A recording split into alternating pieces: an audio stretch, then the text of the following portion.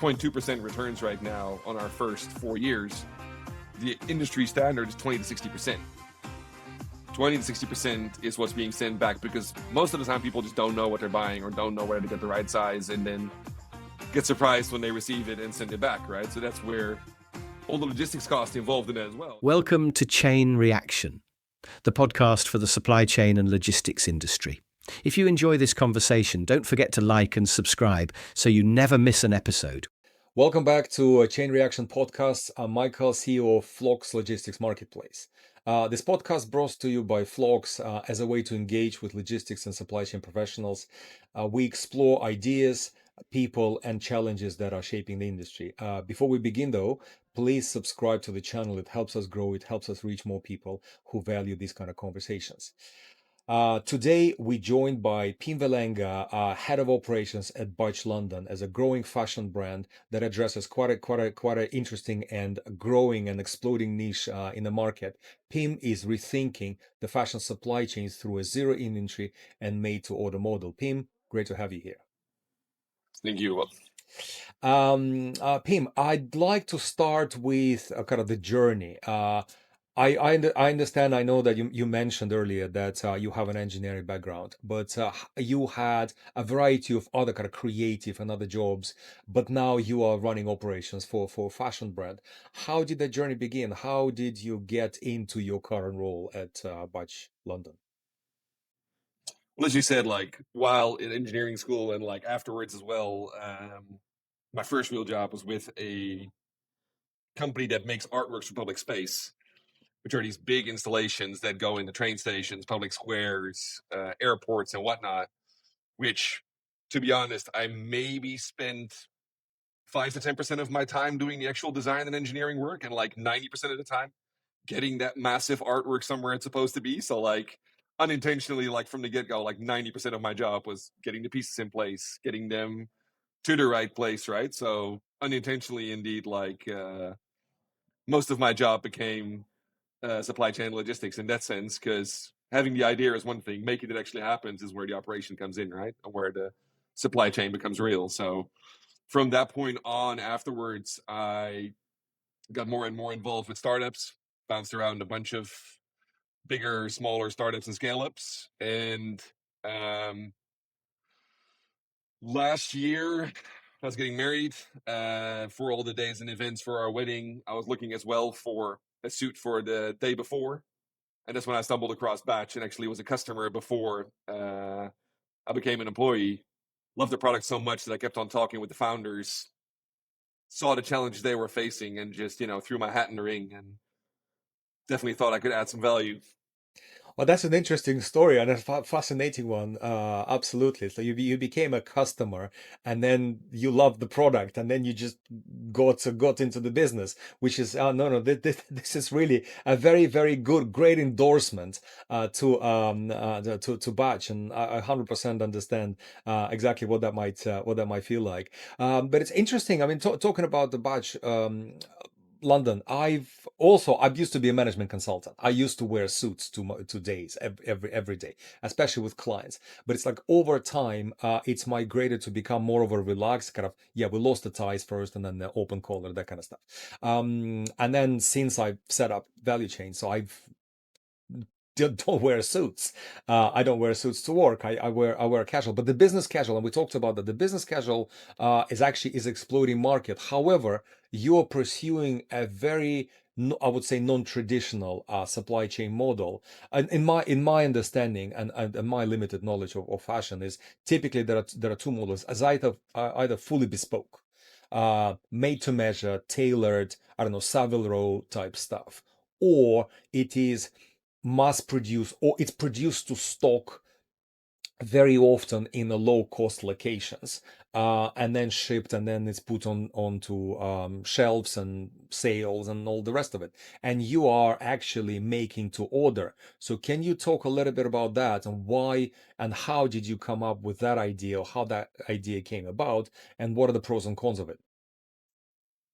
So the brand was founded in 2022, and that was right when everybody was coming back indeed into the offices, coming back post-COVID.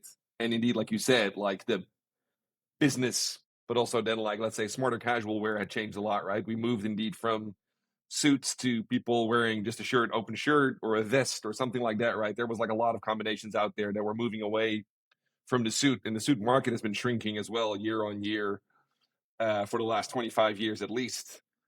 But then there was also this moment where one of the founders was looking for something that was close to a suit, but not a suit. So smart enough, but not too stiff. And you just couldn't find the proper product. So while doing that research and while looking into that, they also saw, of course, that the fashion industry is one of the most wasteful industries out there. Like you said, the mass produced stuff, an insane amount of that, either when it's produced and fails quality control is just thrown away, or they decide to pivot, never even put the products on the shelves, it's thrown away, or customers order sizes online, order 3 sizes because they're not sure which one they actually fit. 2 of them get sent back. Those returns also just end up in the landfill, are not processed properly. There's like so much in that supply chain that's going wrong. And of course, the other end of the spectrum, like you said, you have Savile Row, where it's like made specifically for you, perfectly fits you, and you're 100% sure it's going to fit you because there was this person there that like measured you, reassured you, high quality fabrics, going to last you 5, 10, 15 years, if not a lifetime, right? So there's that middle ground where we're looking like, okay, what if we take the learnings from other industries like furniture, like car making, etc., where like you don't have it immediately, but you know you have the right thing, right? You order a couch, you sit on it, you try it, you get advice on couch, but it'll still take you 2 to 4 weeks, 4 to 6 weeks, 4 to 8 weeks to get it. Same with a car, right? You want different options, you want slight alterations. It takes you a couple of weeks to get that car. You don't immediately walk out with the car or walk out with the couch usually, but you know because you're waiting a bit, you're going to get exactly what you want, right? Which then also allowed us to look at, okay, what if we take the high quality Italian and British cloths and materials, and we take the made to order process in that sense from other industries. If we don't throw anything away, if we keep returns minimal, that means the margins still add up. If we use these high quality materials, we can even produce it locally then, and everything still makes sense at the end on a gross margin perspective because nothing goes on sale, nothing is thrown away, nothing should be sent back because we're walking you through making sure you have the right size, the right fabric, the right everything you want. But rather than fully tailoring it, we're saying, okay, it's still a medium or a large. It's still a 32 waist or a 34 waist. We can make alterations very easily. That's also how it's designed. There's a bit of give as well in all the textures of the fabrics to make sure it's a forgiving fabric and it'll fit you better than most of the other stuff you fit. So like taking the good things from the, let's say, the Savile Row side, taking learnings from the fashion industry and taking learnings from other industries to like bring that together in a model where we can be competitively priced with a very high quality and the confidence as well of giving you a versatile piece in your wardrobe. Hmm. No, it's very, very interesting, and it's amazing that you essentially you went the other way compared to I had a few podcasts ago. I had then you mentioned furniture, so I think Swift Home was the business that I've spoken with. They went the other way, so they were on the furniture. They actually went made to stock, so they can ship products faster. But you went the other way, which is I don't know. I completely understand the logic. I completely see exactly the benefits of that. But let me ask you this: it's not strictly no inventory, so you still buy clothing, you still buy the fabric, you still store the fabric, so you have some. At least I'm not saying that it's cut and it's sewn to a measure and to order, but at least the fabric I'm sure that you buy, or I can imagine that you buy in some quantities, so at least it's stored somewhere, so it's ready. So you're not buying, I don't know, 3 meters of fabric for a particular suit just when it's ordered, or are you? I mean, there's options for certain of our ranges, but then the other ones need like the fast movers, like our best sellers. But then again, still, we're trying to like almost, do it as lean as possible, where everything almost shows up at the moment that it needs to be there, right? Like the British fabrics, it takes us 5 days to get them in, some even 2 days, like, right? So, I mean, with our current turnaround time, which is 4 weeks, bringing that down to 2 weeks later this year, like even within that 2 week period, I can easily make sure everything lines up at the point of production because the buttons as well and all the other trims take like a day or two to get to the factory. So it's, yes, we'll stock some fabrics, but again, the benefit of it not being a product, but being a raw material is that it's not a size until we make it one. So we're not sitting on a bunch of extra smalls or triple XLs that we gambled on thinking, okay, because still, the most of our customers are a medium or a large, right? They're a 32 or 34 waist. They wear a size 9 shoe. They want a blue or a black suit, right? That's like still like what we know, right? I mean, that is unchanged, but it's the fringes where we like create a lot of extra benefit, right? Because when you go into a sale as well, another fashion brand, most of the stuff that's on sale are odd sizes that nobody needs, and we don't make those until they're sold. We don't make any of them until they're sold, right? So if it's a raw material, we can make it into everything, and the leaner we do that, the fewer raw materials we're sitting on. So it becomes this really not fully inventory less on that side, but very low and smooth inventory process where we're not sitting on products that are not moving. Yeah, no, I completely understand. And first of all, yeah, there's not much labor sitting on the shelf when you just store raw materials. But I can also see that there should be plenty of wholesalers and distributors. They carry stock for you, so you don't have to keep it in house. As you said, it takes a couple of days for it to arrive. Um, that is amazing, and I know that is also a very heavy mathematical exercise. If you try to approximate like what kind of different sizes I'm going to sell, and you try to make it to whatever that mathematical outcome is, and then you said, yeah, you're sending lots of stuff on sale, and end up in the landfill. So, but what are the risks involved with that? Because potentially, and I'm assuming that a majority of your sales are driven through a website, so online, or is it? So what are the risks if you, for example, the distributor is out of fabric, or there are some problems with lead time? So how does that solve? No, indeed, and that's the risk right now, of course, where having then alternate suppliers or alternate manufacturers on standby, of course, to be able to fill that gap. But the thing is, as well, with these short turnaround cycles, these short manufacturing cycles, right? We're not doing a 3-month manufacturing cycle, right? We're now moments away from having it on a rolling 2 weeks. So that basically means every 2 weeks we collate orders, and then that goes into production, right? So if I'm missing out on 2 weeks of orders, yes, that might be an issue. That's the biggest risk we're having right now in that sense. But like usually, I'll know beforehand from a supplier what's in stock and what's not in stock before I even start that rolling 2 weeks, right? So on a 2-week basis, I can make an assessment. Okay, this fabric's not going to be available due to some kind of interruption. Unfortunately, we don't have that suit then available for sale for that period, right? So it's very easy then to manage that in a sense of, okay, there's a risk indeed from a fact of that might be a popular suit, and indeed we're missing out on sales for that period while they're trying to replenish. But there's not that then like I'll have outstanding orders of those suits, because within a rolling 2-week turnaround, we're pretty able to pivot and try and find alternates, or try and make sure that it's communicated to the customers that won't be available. We're working on, it's out of stock for now. We'll be back soon, etc.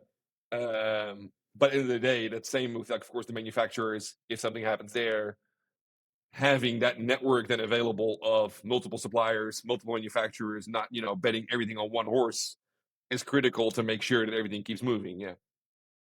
Right.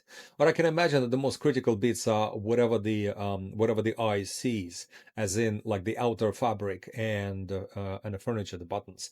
Whatever the linings are, whatever the inner fabrics are, I can imagine that you can swap if one supplier, for example, failed on a particular, I don't know, shade of something, that you just change it to something else, because it's not particularly visible, and it's fairly easy to replace. So no, I understand. I see, and the risks are actually quite tricky to manage in that sense.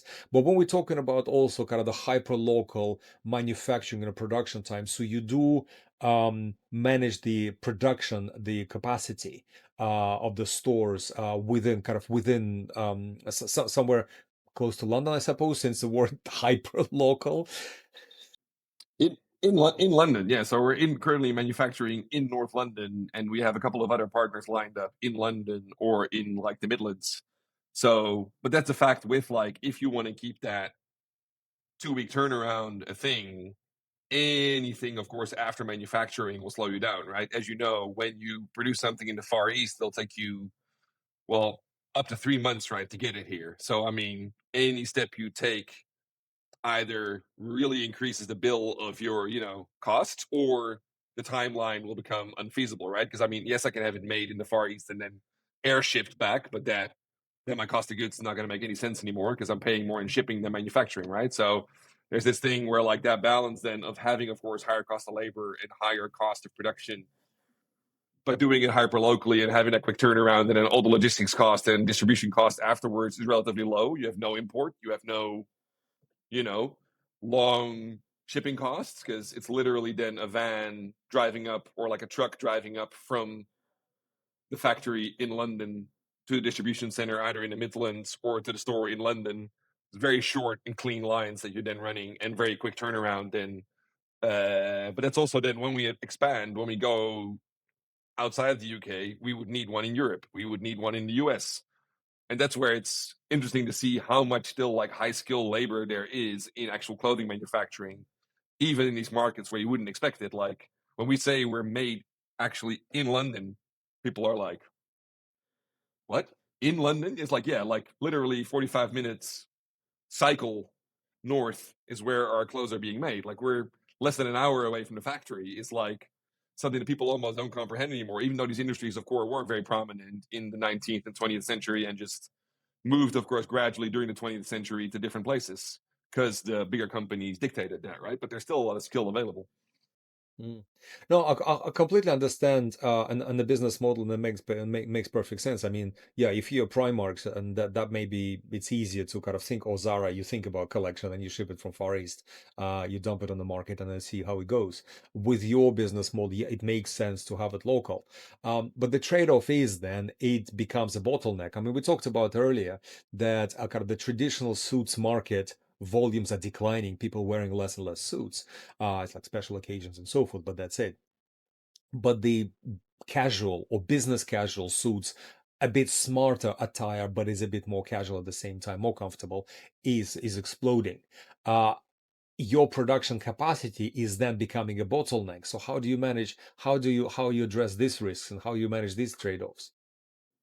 That's what I'm saying. That's where I'm like not betting everything on one horse, right? So I mean, we'll have multiple sites available to manufacture. We have multiple parties that, of course, then the biggest thing is, of course, quality. You need to make sure quality is the exact same across all those different locations. That's then your biggest risk, right? I mean, a customer should know the difference whether it was made in North London or West London, right? They shouldn't know the difference. It should still be all the same exact quality for the customers, same fabric, same materials, same work done. But that's like you need to spread it out to still have that turnaround. But also, as you become a bigger player as well and your volumes increase, you get a different negotiating position as well at the table with these partners.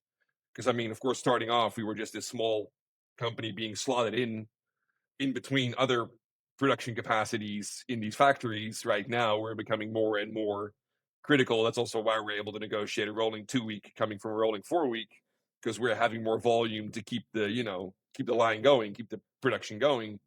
And that's then as well where even if you then split it up, you're still able to have enough volume as you grow to be able to keep that 2 week going with multiple locations, potentially even offsetting them, right? Have a 1 week stagger. So you're going 2 to 3 weeks rather than 2 to 4 weeks, right? It's like, it opens actually a world of possibilities for me where indeed it is a challenge.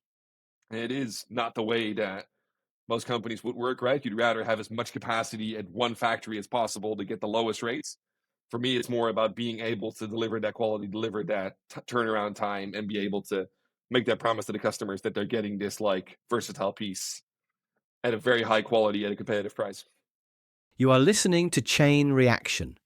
This podcast is brought to you by Phlox, the leading marketplace for the supply chain and logistics industry. Visit phlox.is to find out how you find the perfect supplier or make your services available to prospective buyers. Thanks for tuning in. Now back to the show. No, fair enough. And I can also imagine that you can manage capacity at different locations by, for example, splitting the styles and models between different sites.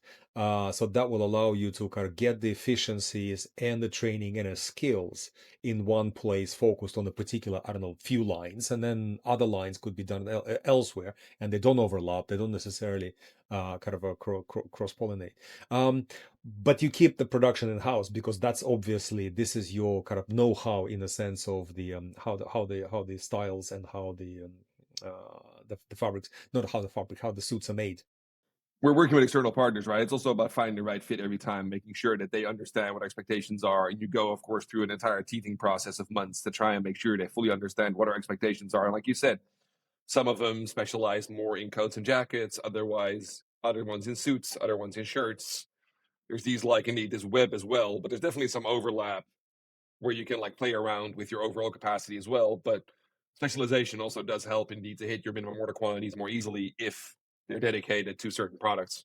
That kind of brings us to the point of kind of outsourcing versus in-house, and my understanding is the industry is kind of divided in terms of thinking about, if especially if we're talking about not just the production, but we're talking about kind of the downstream supply chain. The outsource versus in-house, do you do it yourself? Do you store it yourself? Do you deliver it yourself? Do you manage it yourself, or you rely on somebody else? I can imagine that the answer to this question is obviously a multidimensional one. It depends on what are your channels to or say what are your sales channels, what are the locations and so forth. Can you talk a little bit about that, and what is your current thinking behind your decisions? So like, of course, for to start off with, as a small company, small volumes, you're like trying to figure it all out, trying to figure out how everything fits together. But the fact that we don't have any SKUs, any items, any products sitting on the shelf, it literally is basically all in back order from the moment somebody buys something from us. So there's an outstanding order that we want to see fulfilled as soon as possible as it comes from the factory, right? So the initial process was like everything comes back to our store/office location. We all pick and pack it ourselves and send it out the next day as soon as possible. But that also means that then if you look at the growth and look at the scale, at some point, of course, that's not manageable anymore. You start looking at, okay, what are indeed the supply chain logistics models that are available? Like, do I set up my own warehouse? Do I try and figure out an external location to like fulfill it? Do I try and rent space somewhere? Or do I look at all these capacities that are already available and try and make use of them and have a discussion where like, okay, you are a third-party logistics company, you are a big supply chain company. I'm going to pose this in a weird way because we don't want to use any of your warehouse capacity. We want to use your pick and pack and shipping capacity only, basically, because we're going to have orders coming in every 2 weeks from our factories. They're going to come in. You're going to have outstanding orders, and I basically want you to cross-dock them as soon as possible. So they come in on the inbound, you scan them in for the inbound, and I want you to basically immediately move them onto the outbound dock and get them out as soon as possible. So for 1, 2, 3, 4 days a month, we're going to be using capacity, which again, if you then look back, setting up your own warehouse to have fulfillment run there for 4 days a month tops makes no sense whatsoever, right? You're paying real estate, you're paying employment costs, you're paying all these costs along the way to have a facility that at best you're using 4 days a month. There's no sense in like doing that yourself, right? Especially if you're then also looking at the volumes that you're moving. We're still relatively small, but then again, as soon as we still keep expanding hyper locally, we're not going to have this one massive European or global warehouse that then redistributes, right? It's going to come in from local factories into facilities that are then distributing locally. So either we have to set up this massive network that we're only going to be using a couple days a month. It's going to be a massive overhead. Or we talk to the existing partners saying, hey, we're only going to be using your facilities for 1 or 2, 3, maybe 4 days a month. We want you to pick and pack as soon as you can. I can be very predictable because I know exactly what I manufactured, what's coming in, which orders are being manufactured, which orders are going to be fulfilled on that day, how many, what styles, what SKUs, etc. I can give you all that information 2 weeks in advance. Just make sure that your team is ready to like book it in, book it out as soon as possible. And then, of course, because they're in the local market, they're working with other brands, they get way better rates, and we can ride the coattails of that to make a little suiting joke there, to take advantage of what's already in place. Because at the end of the day, if you're looking at our shipping rates at small volume, our extra overhead cost, our cost of like even having, let's say, a student come in to pick and pack doesn't weigh up against using these existing players that can do it way quicker and better than we do. No, it makes perfect sense, especially because yeah, as I understand now, so rather than doing kind of the trickle distribution where, okay, well, I've made the suit, now I ship it, so it gets, so you batch process it a That's where the name few comes days from. a month. Yeah, exactly. So it comes into yeah. That's what okay, right. Okay, now I Batch London, because we understand. produce in production batches. Yeah. But the production happens continuously, I can imagine. Or do you Yeah, accumulate orders and you sort of we production accumulate happens over orders kind over of, 2 weeks, and then and then you just batch send them out. That's what the, exactly. okay, well, yeah, that's where the name come from, right? I wasn't thinking about asking that question, but somehow we've landed on an answer. Yeah. um, No, so I mean that's where the MOQs then still make sense because you're like accumulating orders for 2 weeks and then pushing them through.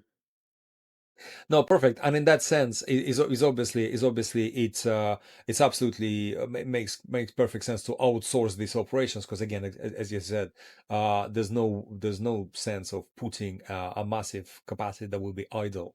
I don't know, 80% of the time. So using providers, especially locally, that can deliver, track, and manage this effectively. It makes great sense. So, but that's the question because we are a technology business. So, this is that's where I'm coming from, and this is the question I want to ask you: to what extent? And I don't want to. I can guess the answer, but I don't want to. To what extent do you use technology in the whole process? Because everything that we talked about sounds more or less, I wouldn't say manual, but kind of more of a traditional, without the over massive demand for technology. And I don't mean AI. I mean kind of overall. Yes, of course, there is some tracking, there is some of this bit is important, but how does or what role does technology or technological solutions, um, supply chain focused or logistics focused, play in your business?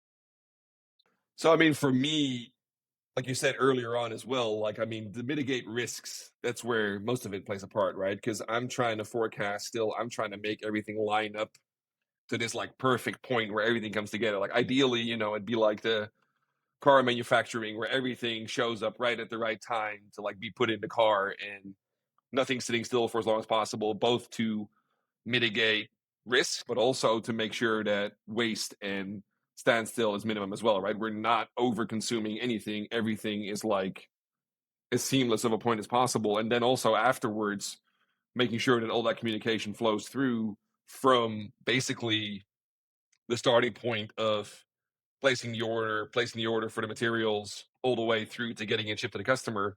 There is this one big line through, of course, where everything needs to connect and hit for it to be a good experience, right? So there is this point of the automation also then to keep the customer informed that everything is flowing through manufacturing, everything is flowing through logistics to the point where basically we're trying to keep the moment that the customer buys through to the moment they actually receive to keep them as informed as possible on all steps in between. That does require a lot of technology because otherwise, indeed, I would be updating every customer manually on every step that is happening, which is not a feasible or scalable process. In the meantime, though, I am, of course, wary of, let's say, overdeveloping the tech stack because that makes it harder to work with us as well, right? Like when you're working with external companies, they like certain softwares. They also like certain softwares to work with. The more, of course, you add on, the harder it becomes to connect, right? So the leaner you keep the connection as well with the external companies, the easier you become to work with because they only have to hook on to one API rather than 17, right? So there's a balance there with, okay, what do I add on our side? But how do I still make it as approachable as possible for it to work with us and easy to connect with? So we're asking them to do something they're not used to, but we're easy and predictable in different ways. Mm. No, it's very very interesting, and I think what you also kind of almost implicitly saying is that the logistics operations, especially in your business, are becoming not just the not just its support function the way that other businesses view this very often, but it is now it's like it's customer visible function. It's the function that drives the business. It's the function that is at the core of everything that you do. It's like the skeleton that actually keeps everything together. Otherwise, everything just falls apart. And no matter how great your heart is, if you have no skeleton to hang on, then um, uh, No, because I mean, as well, they're used to fast fashion in a way as well, right? You click a button, you get a t-shirt tomorrow. Where with us, you're like waiting for 2 weeks, right? So it's like also like making sure they understand what they're waiting for, what's happening, keeping them informed, and that they're getting this like higher quality piece by waiting 2 weeks. There's a lot of logistics involved in trying to make sense for the customer why they're waiting for 2 weeks rather than getting it next day off the shelf. definitely a very interesting business model. How do you think it's evolving?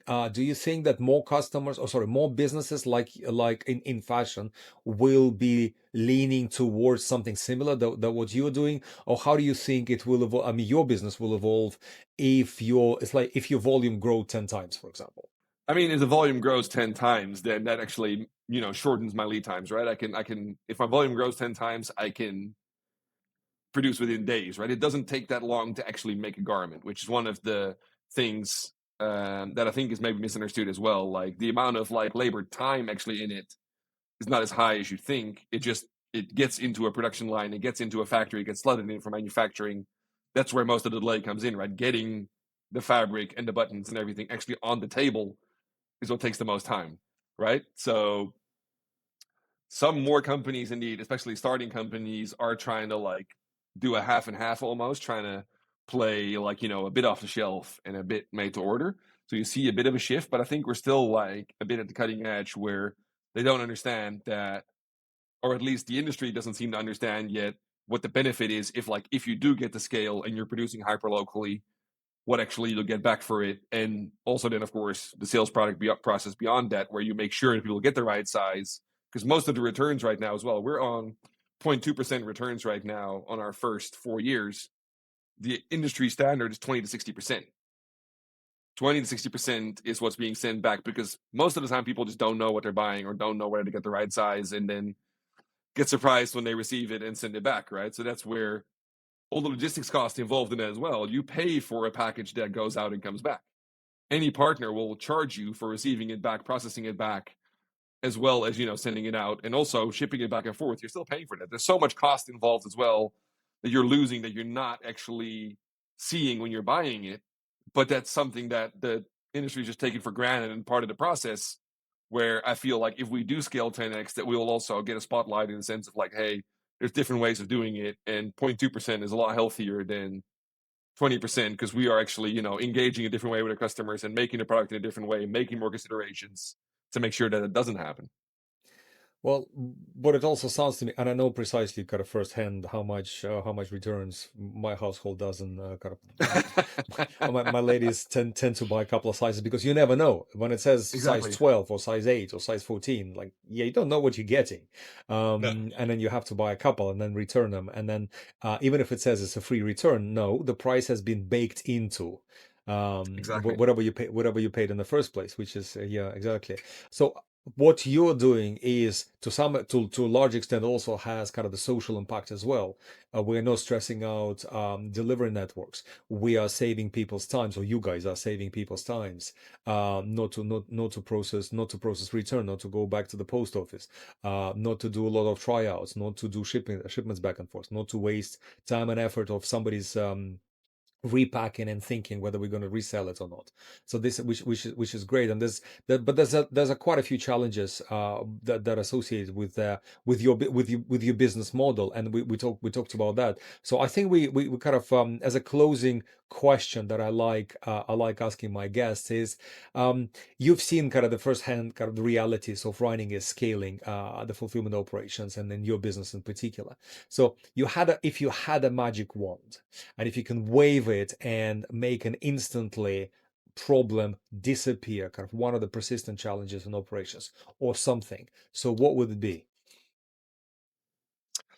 For me right now, unfortunately for people in that industry, but if we could just have the smoothest import and export process that ever existed, if we could have instant import processing, that would make my life with Italian fabrics right now so much easier. Like it's just still like a coin toss. And as well, that would change the entire landscape as well of like scaling the business, scaling the operations, like being able to move pieces and they're going through customs, so to speak, going through that part of the logistics and supply chain pretty much instantly. Like everything is just checked and corrected and through. Because I mean, the amount of times where stuff will be stuck for days or weeks, not knowing what's happening, it's just stuck in customs is like still one where, yeah, that's where most of my anticipating right now, even, because due to Brexit, for instance, like stuff coming in from Italy, yes, it should be here next week. But what day? or is it the week after, is still like one of my biggest headaches right now. So if I could make that disappear, where there's some kind of system magically appearing that will, like, automatically check all the papers and everything, that would be my biggest relief that I could think of right now. No, it's funny that you mentioned that. It's interesting. It's a theme that quite a few companies touch. So yes, they are unfortunately, our Brexit has led to this kind of problems, and this is indeed indeed a pain. But I want to thank you, Pim, for coming over, for joining the conversation, and for sharing your insights. It's a fascinating business model. It's a fascinating market. And it's been a very, very interesting discussion. Thank you. And to everyone still watching and listening, thank you for staying with us. I hope you found this episode useful, and I look forward to welcoming you again in the next episode of the Chain Reaction podcast. Thank you. Thank you, Pim. Thanks for having me. Have a good one. Thanks for tuning in to Chain Reaction. We hope you enjoyed the show. Don't forget to like and subscribe. If you have a story or insights to share from your sector, we'd love to hear from you. Simply reach out to us through the links in the description. See you next time.